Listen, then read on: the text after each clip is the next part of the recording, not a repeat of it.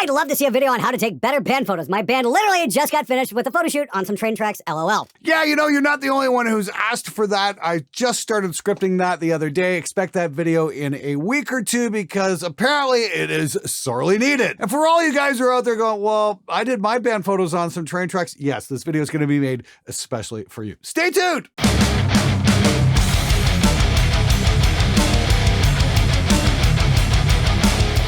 Hey everybody, how's it going? It is Friday, December the 31st. We're just about ready to walk into 2022 here. Last viewers' comments of the year, and yeah, we've got a very special episode indeed. All kinds of great stuff because this show is about you, not about me. So let's get right to it, shall we? Write a lot of crappy songs and broaden your genres from just metal. The more you write and finish tracks, the better they will become over time. Don't have to write the best song in the world at first, but don't just be a tribute. Ah, that's very witty. I was a big fan of that Tenacious D song. Of course, we were talking about songwriting. Trey Xavier's got a brand new course out that the sale's going to actually end tonight. I'm going to have some more details on that in a few minutes. But yes, one of the themes for this episode is going to be better songwriting. And yeah, don't be afraid to try writing songs in different genres. If you're in metal, you know, try writing something maybe pop. Try writing something maybe a little country. Try writing something a little bit rock and roll. Try something else other than the genre you are specifying in because it will broaden your horizons and hopefully help you bring some new ideas to the table. And in modern metal, that is something that is incredibly lacking these days. I'm old enough to remember Shrapnel records and all the 80s shredders, but I'm also old enough to not remember a single song from that era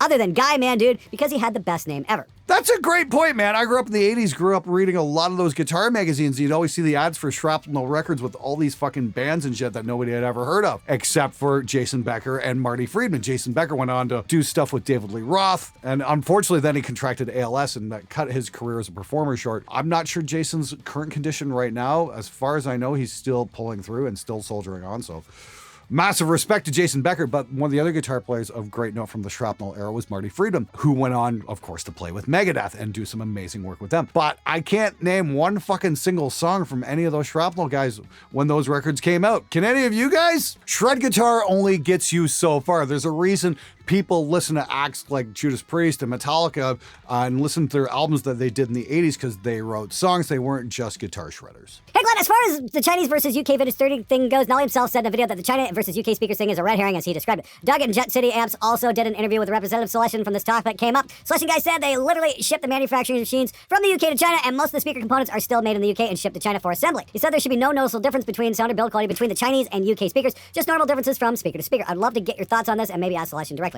Okay, so that's a comment based on the demo I did on the Nolly Cali cabs there a few weeks back. That was pretty cool. He grabbed all these early 2000s and late 90s Mesa cabs and sampled them up and sounded really fucking good. Now, I think you've got a point there. I misquoted the Mesa cabs that I have, even the 2006 one.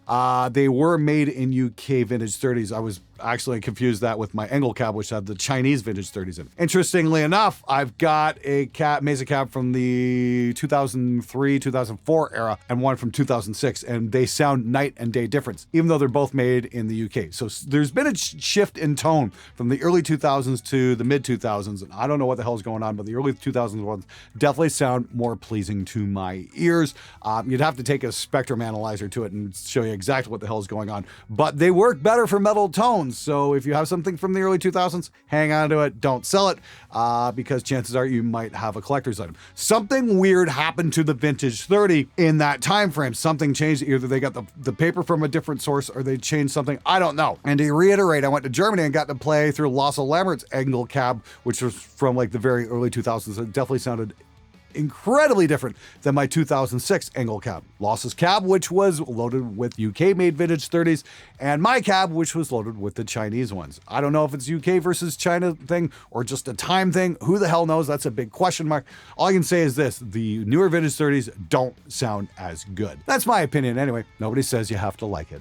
Number 14, real amps continue to work when you update your OS. And you are absolutely correct. There is an issue with that, where especially when Mac updates an OS, suddenly your plugins don't work anymore. What's up with that? Somebody let me know. IRs are good, but I'm already tired of this V30 elitism. I don't think that today's Vintage 30 sucks. They're really good sounding speakers, and it's always nice to have them in a new cab. Dude, it's not elitism. The newer Vintage 30s just don't sound as good as they used to. Deal with it. Now, I would say this though, I just got a chance to try out some Neo Creambacks, and those blew me the fuck away. Those sounded absolutely incredible. Celestion did a hell of a job with those, and those are far more along the lines of my ideal guitar tone than a newer vintage 37. I've got a video coming up where I literally drop them into the world's worst guitar cabinet to show exactly how much you can improve your tone by putting better speakers in. And I imagine a lot of you guys are really going to dig this video because I got that cabinet for $100 Canadian, which translates into roughly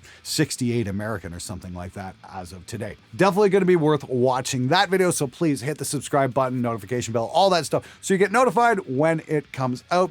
That video is pretty comprehensive. There's a lot of stages involved, and I'm still halfway through filming it. There's still a long way to go, but it's definitely going to be worth the wait. Any chance you have access to a Warm Audio WA-47? It looks almost identical, including the transformer. Would actually like to see a shootout between a real 47 and a WA-47 and the bad boy you just unboxed. Now, I'm not going to comment on the Warm. All I'm going to say is I tried out the Signal Art 47, and it is fucking amazing. I tried the Warm U87 there a couple of years ago. They sent me one. I actually wound up sending it back instead of doing a demo on it because there's no way I'm going to sit here and tell you guys it sounds like a U87, because in my opinion it didn't, because I have a real vintage U87 and it's like, no, it's like, it's a nice mic, but it doesn't sound like a U87. That's my opinion anyway. So like I said, I'm just not going to sit here and bullshit you guys and just say, hey, go get this, because I just couldn't say that with a straight face. The one thing about the show has been honesty, and the minute I get a vintage U47 to try out in here, I'll put it up against the Signal Art and see how big of a difference that's going to be as well. Unfortunately, vintage U47s are few and far between. I don't know anybody in the Windsor area who might have one. Hey, reach out if you do. Curious if anyone knows how to fix this. My guitar signal is extremely hot, and when I plug it in directly to my audio box PreSonus USB 96, it clips with all the knobs turned to 0 and has a digital capped sound when I palm it. This is a DI box fix or a preamp fix. I'm using Studio N5 or Rhino for my amp cab sim. It just sounds like your audio box doesn't have enough headroom. I know this was a real problem with some of the earlier Focusrite units, like the original 2i2s. You just couldn't turn the DIs down quiet enough to give them some headroom. Now, the fix comes down to your budget. You might want to get a DI box, or you might just want to get a new interface. I mean, I'm going to be demoing this at some point. This is the X-Tone Pro, and this had the exact same issue, and I said, guys, you got to put a pad on that DI. So they did, and they added that. So now we've got some headroom, and you can see this featured on the show real soon. The newer Focusrite, of course, has plenty of headroom, and so does the audience stuff. You can go with that, or you can get a DI box. It really comes down to what's going to work better, or what's going to be more affordable. New interface, like a 2-channel or something like that, or a DI box like a Countryman Type 85, because Countryman Type 85 you can plug into the preamp and you can turn that down, and that should have a pad on that, giving you lots more headroom. Just do your research, man, to figure out what price is going to work best for you. Best of luck, man. What do I need to dial in that bass tone? I've been searching for that grind that cuts through since I started trying to record on my own. Well, Andrew, I'd love to give you some details, but I can't, because that's not quite ready for prime time yet. I will say this, though. It's something that we're working on at Spectre Digital. It's a very, very special way of treating a bass signal. I think you guys are really going to like it, and hopefully it's going to be out sometime early 2022. That's all I'm going to say at that point. But yeah, if you guys want awesome, wicked, grinding bass tone, and you're wondering what's been going on, especially on the last few mixes I've been doing, what's up with that bass tone? Yeah, we're cooking up something special. I once said something like, it's not ideal to only practice shredding guitar until your playing ability vastly outmatches your songwriting ability, and got absolutely flamed for it. Where did you make that comment? On a Facebook guitar shredding forum? Of course you're going to get flamed for that. How dare you point out the glaring deficiencies in everybody's songwriting? Song doesn't matter, man. Look at how fast I can play my guitar. Fuck you, man. Take a wild guess. It was something along those lines, right? If riffs aren't songs, what are you going to tell me next? The lead guitar's ego isn't needed for songwriting? All right, guys, we don't really have a sponsor this week. I'm just going to give a shout out to my friend Trey Xavier, because he's got his new course, the Complete Rock and Metal Songwriting course, up for grabs, and it's on sale for half price until end of day today. This is normally a $500 course. It's like 15 hours long or something like that, but it's going for $250 till end of day today. If you want to get better at stringing your riffs together so they form a cohesive idea instead of just, 4-bar, different riff, 4 bars, different riff, 4 bars, different riff. And you want to structure a fucking song that maybe somebody would want to listen to more than once, I'd highly recommend checking out Trey's course, because he's going to help you figure out how to get over writer's block, how to come up with new ideas, and learn to make a memorable song. Links in the description below. Now let's do the Butthurt of the Week.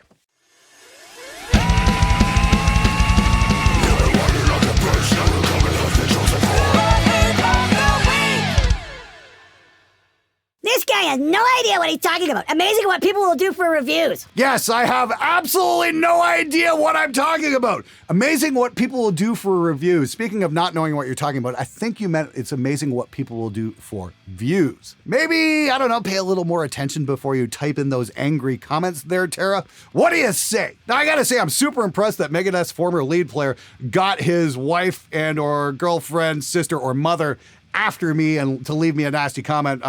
That's very, very admirable. But I just want to get a point across here. That might not be a relation to the guitar player in question. I don't know. Maybe they are dumb enough to leave their last name on a comment like that. Hopefully, I'm hoping they're not, but you know, stupider things have happened. The whole point about the original misbehaving in retail, this comes from my own experience because I used to be horrible when I went shopping as well, and I'm sure a lot of people really hated dealing with me. And then I started reading a little bit about, you know, the daily struggles of working people who aren't just on assembly lines, but people have to work fucking retail, and that's a shit fucking job, and it's usually for shit fucking wages. So I don't know, maybe have a little fucking empathy for people who work for a fucking living and show them the respect that they fucking deserve. I promise I'm going to be better when I go out to retail. All I'm asking is maybe you do the same and realize that even though you got to play in one of the biggest metal bands on the planet, and that's an amazing achievement, and most of us are never, ever going to be able to experience that firsthand, it's something that's admirable to no end. And hey, you know what? Congratulations on being a guitar player capable of doing that. My hat is off. I've got loads of respect for that, but it doesn't give you the right to treat people who work for a living like shit, allegedly. Spectre Sound Studios, if I didn't know you better, I'd actually suspect you of making fake YouTube accounts and leaving comments like this specifically to be used in Butthurt of the Week. Then I remember the sheer idiocy of many social media users. Keep up the good work, GF! Thanks, Andrew. Couldn't have said it better myself. That guy's baffled his YouTube algorithm is recommending you, and yet he's making a point to comment on your video telling you how annoying you are? Got it. Now, here's the thing. If you don't engage the algorithm won't recommend more of my videos. So for all you guys out there who are enjoying the show, please leave a comment, hit the like button, hit the subscribe, do something, let the algorithm know you are there, and we will continue to see you guys week after week after week. We've got all kinds of cool stuff coming up, including my different cabinet materials video. That's going to be really cool as well. And of course, we've got more episodes on the new How to Record Heavy Drums series. Got a bunch of stuff there. We're going to be doing like a cymbal type shootout. That's going to be really cool as well. So do me a favor, leave me a comment, leave me a question, and if it's cool, I'll try and put it on the show. T-shirt time, just play with some fucking passion. I think that's a great idea. I think I'm going to put that in the roaster. I'm actually going to be having a crap ton of shirts come out this year. I think they're all going to be like limited time, 24 and 48 hour deals, that kind of shit. It's going to be a lot of fun. Got a lot of cool shirt ideas over the last year. And guys, stay tuned because I think it's going to be, if not a monthly feature, maybe even a bi-weekly feature on here. It's going to be really fucking cool anyway. Stay tuned for that. Glad I've been watching your content for a while now and I've seen the basic moral of your content. I would guess it's around put the time in and effort to get results and don't cheap out on quality or something along that nature. My question would be, would you be willing to do a video on setting up a best of the worst studio gear? For those of us that have already purchased a bad setup, what we could change to make good out of bad gear. I don't see this many content providers. You seem to be the guy in the know. Thanks for all your great content from Ollie's Overcast UK. I think that's a phenomenal idea for a video. I think I'm going to put that in the pipe and see what I've got. I mean, I don't have a lot of crappy gear, but maybe I can borrow some because you guys love buying so much of it. The great thing is, you know, things like Line 6 spiders aren't really the big sellers that they used to be. Now it seems to be plugins, and you can get some really amazing results for not a lot of money, or in some cases even free. Like the Amp Roots from ML Sound Labs is fucking amazing right out of the box and costs absolutely nothing for the demo version. So yeah, why the hell not? I'm gonna look into that. I'm also looking at revisiting the $1,500 recording studio.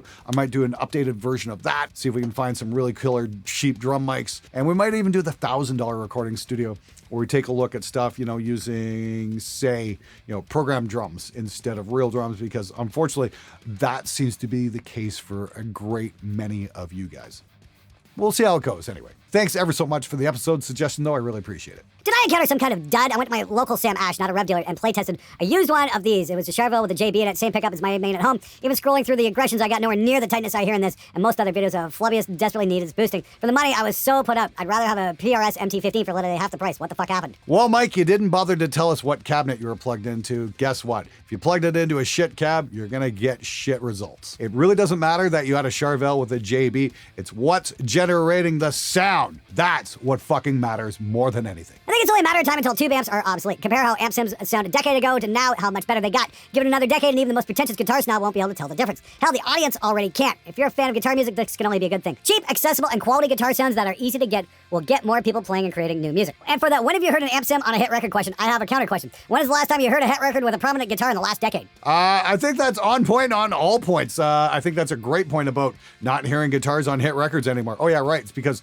metal guys stopped writing songs and just started writing riff salad. Once again, go check out Trey Xavier's course, which is going to be on sale till end of day today. So grab it while you can. About the amp sim thing, I think you're of course, you're referencing Moore's Law, where technology doubles and doubles and doubles. And I think it's going to be really amazing to see what happens over the next 10 years. I'm sure we're going to have some real breakthroughs, especially when it comes to machine learning and guitar amps. And yes, you might see the tube amp go the way of the dodo, or at least you're going to see them sell a whole lot less as digital copies get better and better and better. I mean, like, this is the thing. It's like electric cars versus gas-powered cars. There's always going to be a market for gas-powered cars. They're going to have the whole vintage aesthetic attached to them at some point, and you're just going to have the diehards who are never, ever going to get rid of them. Same thing's going to happen with tube amps. I can't see a big change happening there, but I can see the Sims definitely getting better over the next decade. Great time to be a guitar player. So, what's a good interface then? Oh, I don't know. There's all kinds of shit. You didn't tell me your budget, what you're looking for. The Audient ID4 is good. Wow. Hey, I've still got a demo of this. This is the Roland Go Mixer Pro. This is for like recording on a telephone. And this is a great little interface. It's super lightweight. Can fit in your gig bag. And my travel rig, I've got the IK iRig Pro. This is great. It's got a mic preamp and a guitar direct jack. You can't do them at the same time, but this will get the job done. And most of the time when I'm recording on the road or whatnot, I'm not doing a mic and a guitar at the same time. So yeah, this will absolutely get the job done. Killer little piece of kit, runs on a 9-volt battery. You know, there's some really fantastic stuff out there. The Focusrite 2i2 stuff, of course, you know, the cheaper Behringer stuff.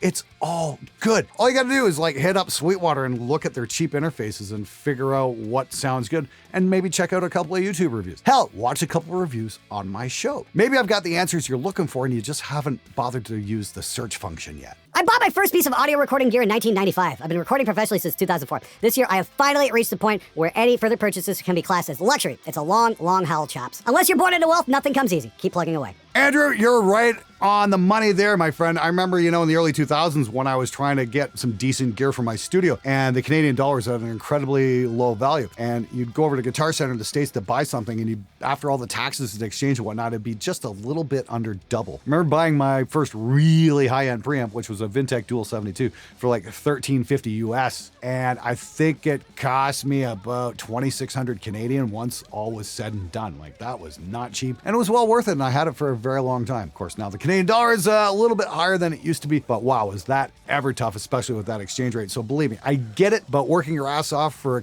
good gear and just how long it takes, because I certainly went through it as well. And that's kind of what the show is all about, is about consumer advocacy for the home recording musician, because believe me, somebody has got to be honest about this shit sometimes. Lol, some rando guitar player crying about tube differences to a literal studio engineer who scientifically tested it and has better ears than he does. I guarantee the guitarist couldn't tell you what compression sounds like, but knows exactly what those tubes sound like. I'd love to have them listen to a track and say, well, those are definitely X tubes, 100%. I hear tons of engineers and famous musicians talking about trying different compressors, preamps, and boards, but I don't often hear or really ever hear them talk about trying different tubes. It's a fun way to burn up money, I guess. Well, I'm not going to sit here and say I've got better ears than anyone else, but I did run a pretty fucking comprehensive test when it came to trying out different tubes. You can deny the evidence all you want, but turns out tubes aren't equalizers. Some are cleaner than others, some are louder than others, some might last longer than others, but are they going to make something brighter or darker?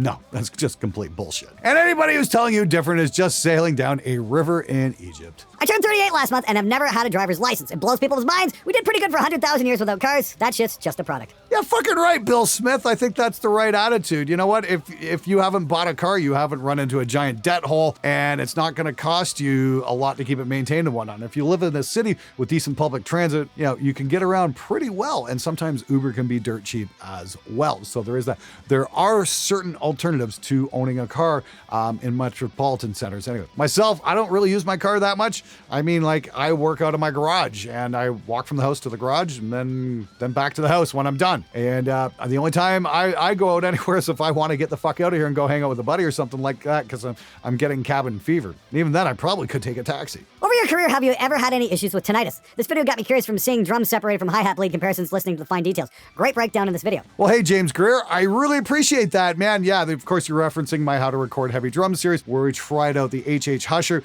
That thing was great. It was like, it was like almost an EQ on your snare mic for taking out all the hissy top-end bleed from your snare mic, which is absolutely fantastic. What a great piece of kit that is. As for the tinnitus thing, no, I've been very, very, very fortunate to not have tinnitus, even though I had a firecracker go off in this year when I was 17 because some dickwad in high school threw one at me. Thought it'd be real fun. Yeah, it's something I've had to struggle with, my entire fucking life. I'm like, you mother. High school kids are assholes. What are you gonna do? That's just the fucking nature of the beast. But I've been very, very fortunate about that. For you guys who are suffering from tinnitus, I've seen this thing where there's a video on YouTube where you gotta like stretch your fingers like this and then snap back on your muscles in the back of your neck. You can go searching for that and see what that's all about. Some people have reported, some very favorable results, because basically what you're doing is you're getting the muscles in the back of your head working in a way that they have never been stretched before. And that can give you some relief. I'm not going to guarantee it's going to work. Who knows? It might be bullshit, but then again, it might not be. Your mileage may vary. The thing is, it doesn't cost anything to try this. And that's usually the big rub, and where I love calling out bullshit is if it's costing you money for something that's obviously fake. This will cost you absolutely nothing to try out, so at least it's worth a shot. You made me so happy with the Robotech reference. Made me wonder if you liked Star Blazers. Okay, buckle your seatbelts, is about to get nerdy in here. This is actually from the 3rd season of Robotech. This is the transforming motorcycle that turned into body armor. Really fucking cool. Did I watch Star Blazers? Yes, and I remember I missed the last episode when I was a kid. I was so pissed off, because what the hell happened? I did watch the reimagining of it on Funimation there a couple of years ago, and was like done with modern technology and shit, and it was really fucking sweet. Still gotta watch the 2nd season of that. I don't know if it was any good or not. If you've watched it, let me know how it turned out for you. And if you guys are wondering what Robotech's all about, it was my thing back in the 80s. I absolutely adored that series, because that was the first cartoon I ever watched which had a continuing story, and they killed off main characters. It was fucking unbelievable for a 15-year-old kid in the summer of 1985. All right, everybody, that's it for this episode. Thank you so much for watching. Thanks for subscribing, all that good stuff. As always, I'm thrilled to hear from you. If you've got a comment or a question you'd like to see featured on the show, leave it below. And if I think it will serve some value to the show, I'd be more than happy to put it on. Once again, Trey Xavier's complete rock and metal songwriting course sale is on today, and it ends today as well. So if you want to get your hands on an absolutely mind-blowing songwriting course that's going to help you get over your writer's block and help you write not just a collection of riffs, but an actual cohesive idea called a song, and maybe have people listen to your song more than once, it's definitely worth checking out. It's only going for $250. Regular price is $500, and that's what the price will be tomorrow. So grab it now while you can. Anyway, that's it for this episode. Thanks again for watching. I'm out here, and Happy New Year, everybody. All right, guys, just want to give you a heads up. God damn it! The fuck? Trying to fucking shoot. Oh, fuck. Oh, my God. Fucking long one here.